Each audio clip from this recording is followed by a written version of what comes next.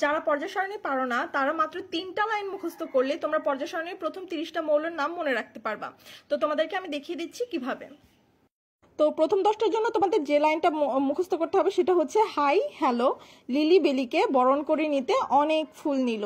তো তুমি শুধু এটাই মনে রাখবা, হাই হ্যালো লিলি বেলিকে বরণ করে নিতে অনেক ফুল নিল।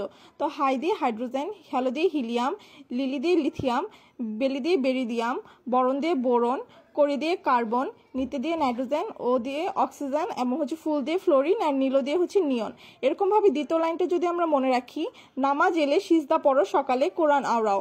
তো নামাজ দিয়ে হচ্ছে সোডিয়াম মানে Na, মাছ দিয়ে হচ্ছে ম্যাগনেসিয়াম, এলে দিয়ে অ্যালুমিনিয়াম, সিজদা দিয়ে সিলিকন, পরো দিয়ে ফসফরাস, সকলে দিয়ে সালফার, কোরআন দিয়ে ক্লোরিন, আর হচ্ছে আওড়াও দিয়ে হচ্ছে আর্গন।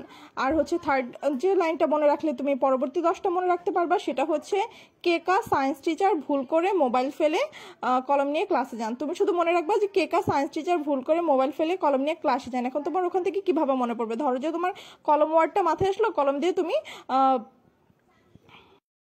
মনে রাখতে পারবা হচ্ছে কোবাল্ট।